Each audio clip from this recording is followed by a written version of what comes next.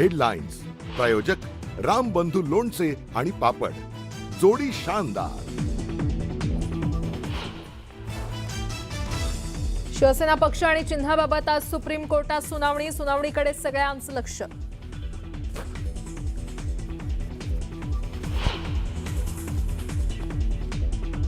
निवडणूक आयोगाचं राष्ट्रवादीच्या राष्ट्रीय अध्यक्ष सुनेत्रा पवारांना पत्र, पक्ष घटनेतील बदलांबाबत लवकरात लवकर कागदपत्र सादर करण्याचे आदेश।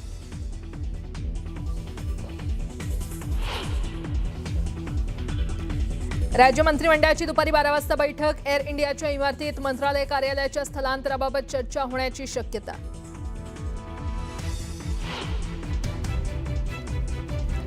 केंद्रीय मंत्रिमंडळाची सकाळी 9:30 वाजता बैठकीत संसदीय कामकाज आणि देशातील पूरस्थितीवर चर्चा होण्याची शक्यता।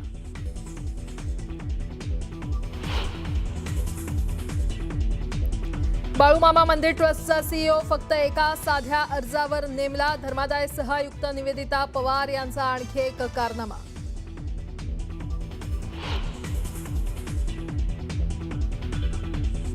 होमिओपॅथी पदवीधरांची महाराष्ट्र मेडिकल काउन्सिलमध्ये नोंदणी करण्याच्या प्रस्तावाला माढ संघटनेचा विरोध, आज डॉक्टर 24 तास संपावर।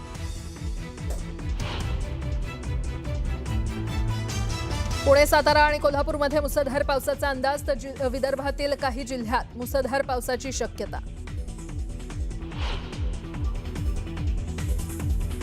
आणि ऑगस्टच्या सुरुवातीला राज्यातील पुणे, कोकण आणि नाशिकच्या धरणातील पाणीसाठा समाधानकारक, तर विदर्भ आणि मराठवाड्यातील अनेक धरणात कमी पाणीसाठा।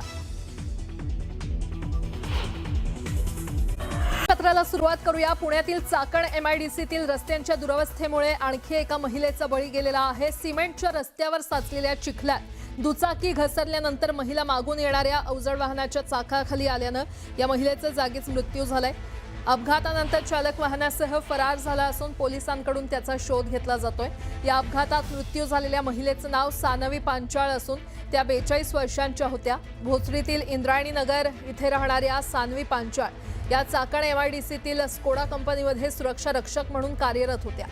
ड्युटी संपवून त्या दुपारी घरी निघाल्या असताना पावसामुळे निसरड्या झालेल्या सिमेंटच्या रस्त्यावर त्यांची दुचाकी घसरली।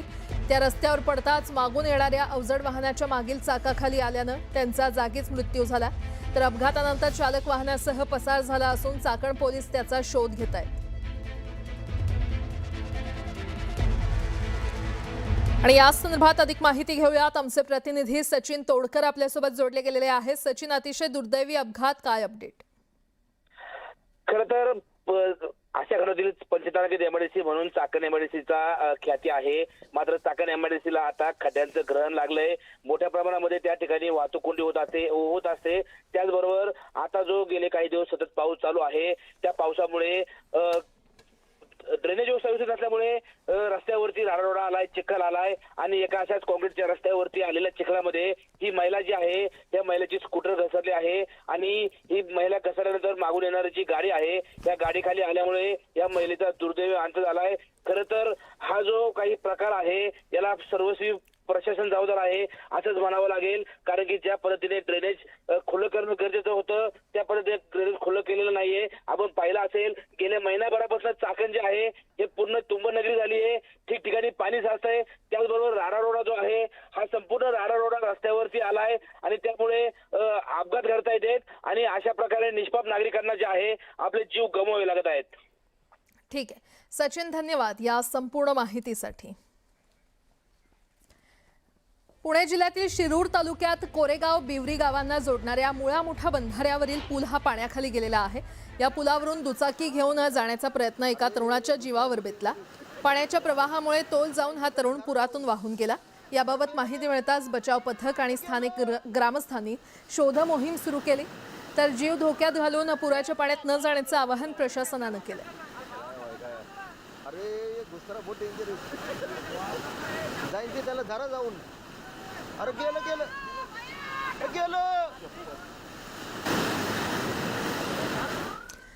पुणे जिल्ह्यातील डिंभे धरणातून 20,000 क्युसेक वेगानं पाण्याचा विसर्ग सुरू असल्यानं घोड नदीला पूर आलेला आहे आणि या पुरामुळे बेल्हे जेजुरी महामार्गावरील लाखनगाव चांदोह येथील पूल पाण्याखाली गेला असून शिरूर आणि आंबेगाव तालुक्यातील संपर्क तुटलाय। सह्याद्री परिसरात सुरू असलेल्या मुसळधार पावसामुळे डिंभे धरण ओव्हरफ्लो झालं असून महिन्याभरात दुसऱ्यांदा हा पूल पाण्याखाली गेलाय।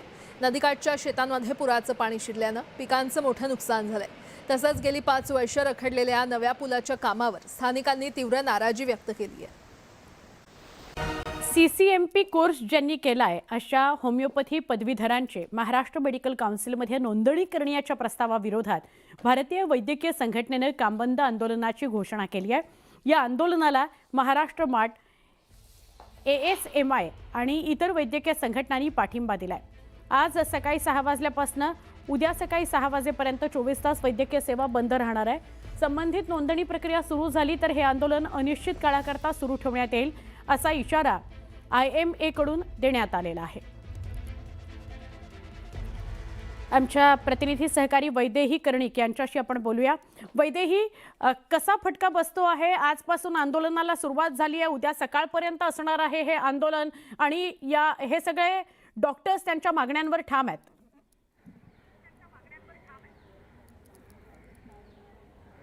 सुवर्ण, आत्ता मी जे रुग्णालय इथे आहे आणि यांच्या पदोन्नती ही जी मागणी आहे ही प्रमुख मागणी आहे आणि तसंच रिक्त पदे भरली जावी ही देखील एक मागणी आहे। त्यामुळे आपण इथे काही परिचारिका आहेत, आपण त्यांच्याशी बोलूयात।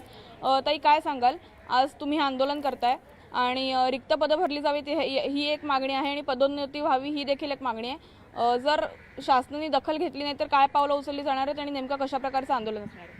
आजचं तर 2 तासाचं आंदोलन आहे, पण जर शासनाने जर मागणी मान्य नाही केली किंवा चर्चेसाठी कुठल्याही बोलवलं नाही किंवा आम्हाला काही ठोस निर्णय नाही दिला तर मे बी हे आंदोलन तीव्र स्वरूपात होऊ शकतं। मे बी 1 दिवसाचं काम बंद आंदोलन किंवा पुढे जाऊन जर बेमुदत संपाचा निर्णय फेडरेशन करू शकतो।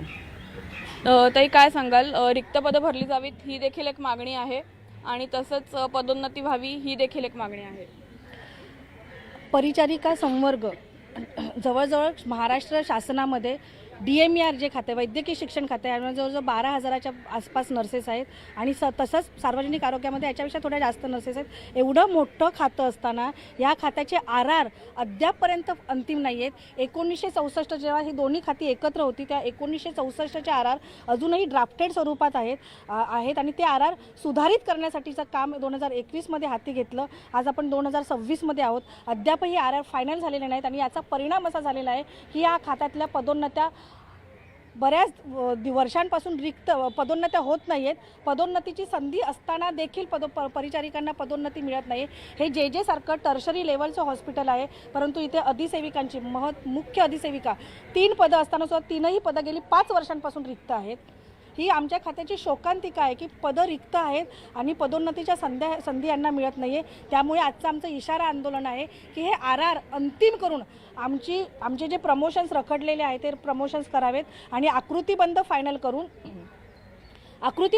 करून जी रिक्त पदं आहेत शासनातली ही पण तातडीने भरावीत अशी आमची ही मुख्य मागणी घेऊन आज आम्ही आंदोलनात उतरलेलो आहोत। या इशारा आंदोलनाची दखल या शासनाने लवकरात लवकर घ्यावी आणि आम्हाला तीव्र आंदोलनाची वेळ आणू देऊ नये शासनाने। पण जर का असं झालं नाही तर निश्चित हे आंदोलन आम्ही आमच्या न्याय्य मागणीसाठी अधिक तीव्र करू, कारण की प्रमोशन हा आमचा हक्क आहे, तो आम्हाला मिळाला पाहिजे।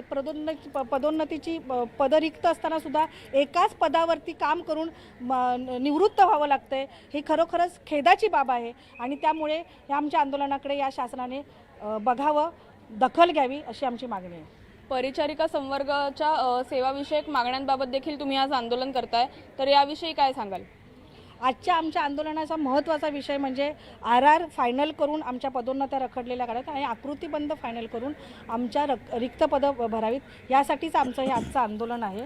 आणि या व्यतिरिक्त जर का अजून काही आजचं जे आंदोलन आहे ह्या 2 मागण्यांसाठी आमचं आंदोलन आहे। धन्यवाद। आज तुम्ही 2 तास इथे आंदोलन करताय, धरणे आंदोलन करताय आणि शासनाकडून जर काही पावलं उचलली गेलेली नाहीत, शासनाने याची दखल घेतली नाही तर कशा प्रकारे तुम्ही आंदोलन करणार आहात किंवा तुमच्याकडून काय पावलं उचलली जाणार आहेत? जर या 2 तासाच्या कामबंद आंदोलनाने जर का या शासनाने याची दखल घेतली नाही तर पुढे जाऊन निश्चित आम्हाला आमच्यासाठी उभं राहावं लागेल। आम्ही 1 दिवस काम बंद आणि त्याच्यानंतर बेमुदत संपामध्ये जाऊ। तर आपण बघितलं प्राजक्ता की इथे आंदोलनाची दखल जर शासनाकडून घेतली गेली नाही तर ते बेमुदत संपावरती जाणार असल्याचा इशारा त्यांनी शासनाला दिलेला आहे आणि आज इशारा आंदोलन हे लोक करतायत. त्यामुळे शासन आता कशा प्रकारे दखल घेतं हे पाहणं महत्त्वाचं राहणार आहे. प्राजक्ता. वैदेही धन्यवाद. तर नर्सेसचं आंदोलन सुद्धा सुरू आहे महाराष्ट्रामध्ये. ते 2 तासाचं आहे, 6:30 ते 9:30.